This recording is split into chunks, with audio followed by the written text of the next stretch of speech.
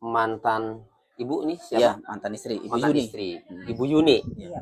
Nah, Ibu Yuni ini mengetahui juga waktu itu, Bu? Tahu, Pak. Mengetahui. Iya. Ya. Jadi ceritanya bagaimana nih? Karena saya baru tahu ya ada ternyata selain Pak Suroto ya Ibu Yuni juga yang saat itu masih suami istri ya. Betul. Tahu juga penemuan korban itu ya, tahu juga ya. Nah, itu ceritanya bagaimana Ibu Yuni sama Pak Suroto itu waktu itu sedang berada di mana? Saya sedang berada di Polsek, Pak. Di Polsek. Di bawah bendera, soalnya Pak. kan waktu itu kan saya kan kalau malam suka keliling sama Iya. suami itu. Terus kebetulan pas mampir, pas kan acara 17 Agustus kan rame tuh kalau di desa tuh. Rawan lah. Iya. Jadi kita kan jaga-jaga. Kayak gitu kan langsung ke Polsek. Setelah dari situ kita lagi ngobrol di bawah bendera. Bendera apa? Laporan, bendera yang tiang bendera itu Pak di depan Polsek kan ada tiang bendera itu kan ada keramiknya. Kita kan suka ngobrol di situ. Iya. Nah, terusan ada orang datang laporan, ada tabrak lari. Gitu. 1 orang, 2 orang, kalau nggak salah 4 orang. Cuma kita kan nggak tahu siapa-siapanya ya. Waktu itu kan polisi Polsek kan sedang keliling tuh karena kan lagi cuaca keadaan gimana lah kalau Agustus kan tahu lah Pak. Terus kita langsung sama suami tuh ke sana, yang nggak jelang lama sih. Polisi langsung datang tuh, nggak selang lama. Kita sempat foto-foto Pak. Bapak ngevakuasi korban, saya udah balik ke Polsek Pak. Karena saat itu tuh waktu itu kan bareng balik ke Polseknya bareng sama Pak Suroto. Iya. Pak Suroto bawa motor korban, saya bawa motor suami waktu itu tuh. Nah, terus sampai di Polsek ini balik lagi ke TKP. Kita nggak tahu tuh urusan ke belakang sananya. Karena kita tetap duduk di Polsek Pak, nunggu suami pulang sih Pak. Iya. Gitu, saat itu tuh. Terus kita sama polisi, tapi polisi siapa saya lupa tuh. Karena udah 8 tahun siapa. Buka jok motor tuh Pak ada HP 2, HP warna hitam sama jaket hitam. Pas mau dibuka identitas korban kan nggak bisa, ada kuncinya itu tuh paspor kalau zaman sekarang mah di HP-nya. Jadi nggak bisa, udah itu udah aja. Terus nungguin ini suami pulang, saya balik. Jadi ada HP 2? Ada HP 2 Pak di motor. Ditemukan di motor. Di motor. Kemungkinan itu HP Pina sama Eki. Kurang paham Pak. Kalau itu yang jelas adanya di dalam jok motor. Jok motornya Eki. Iya, motor hijau. Motor hijau. Nah itu handphonenya kemana terus? Nggak tahu Pak. Justru itu saya nggak tahu. Kita kan warga biasa, nggak berani pegang-pegang barang bukti. Iya kan. Hanya melihat saja. Jadi di dalam putusan pengadilan itu handphone Eki itu tidak ada ini. Tidak ada ya. Iya. Nggak tahu kemana itu handphonenya. Ada 2 Pak.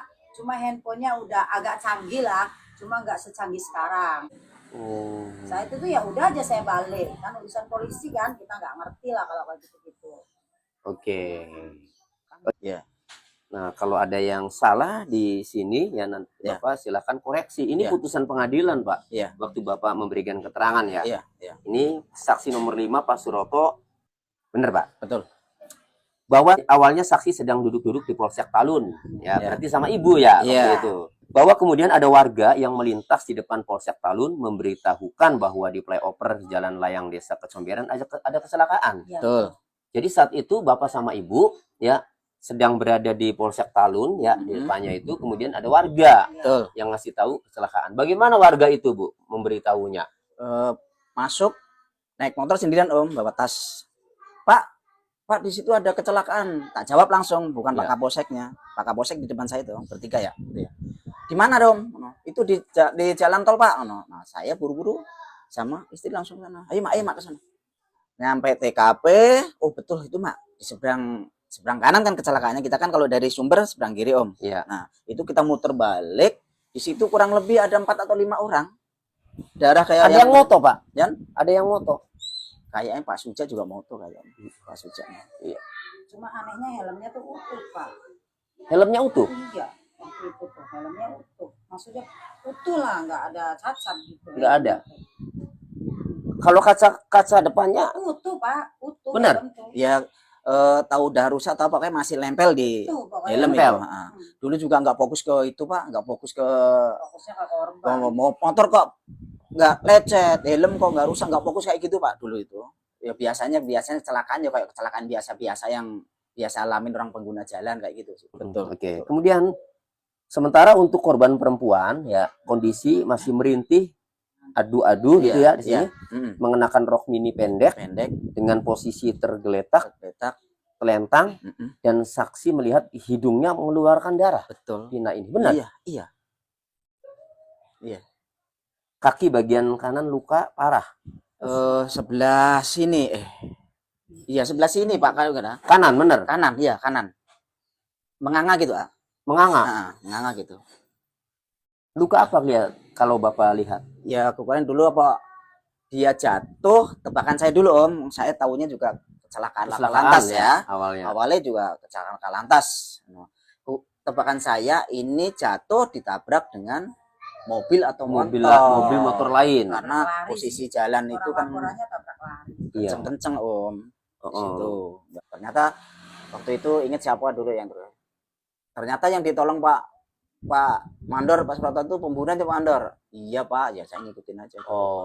Jadi Bapak percaya saya? Iya, karena ada saksi, ya tak ceritakan. Iya Om, 2 hari itu di Polsek Talun memang didatangin 2 mobil, tahu kepolisian, tahu apa, karena nggak seragam polisi waktu ya, nggak seragam polisi.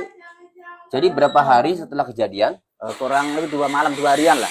2 hari setelah kejadian itu Polsek Talun didatangi 2 mobil.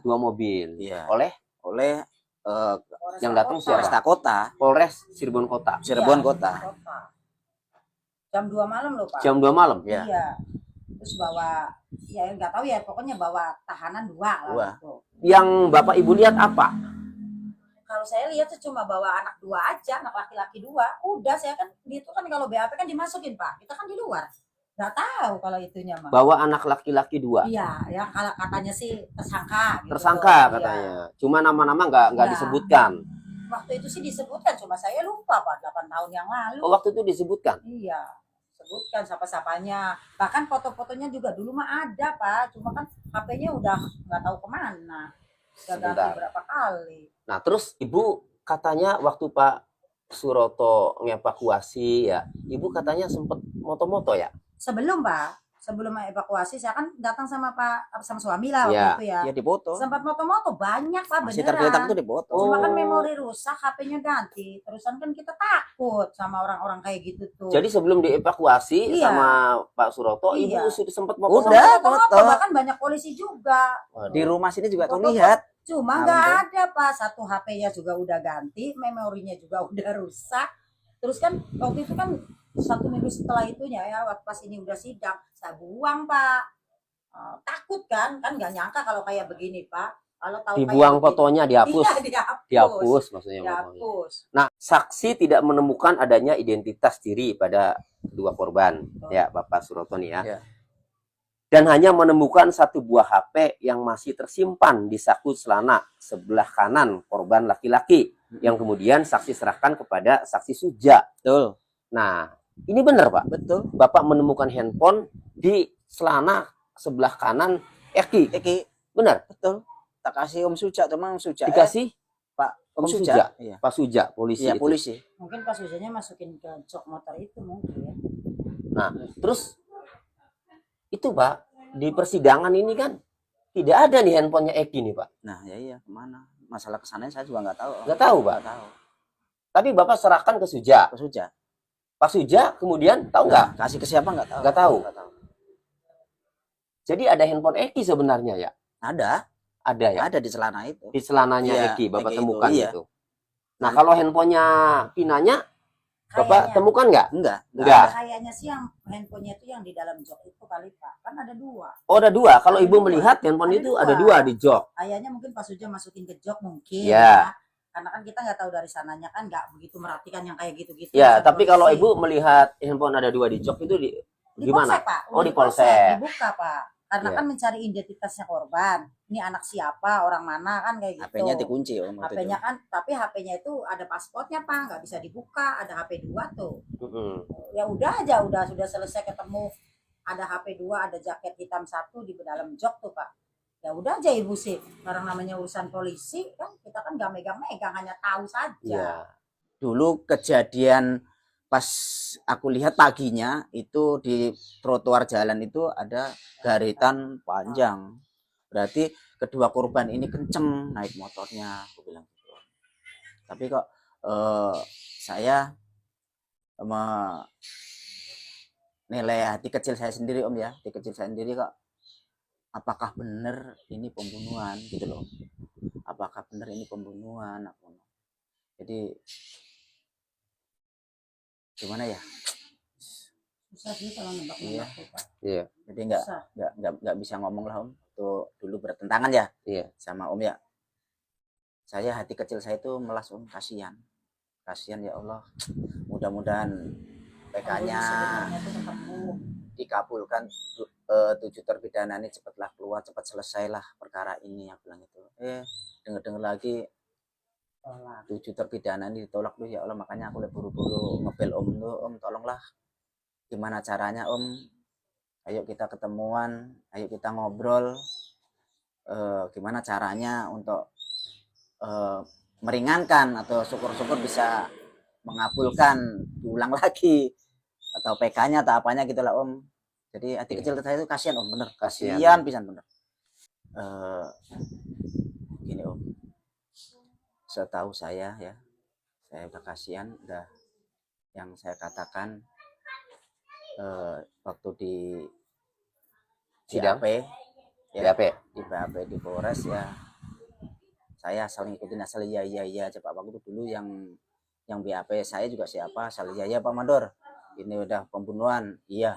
Iya Om, kayak gitu dulu yang BAP saya siapa saya tidak tahu. Iya, jadi Bapak cuma iya aja, asal iya aja, udah tanda tangan.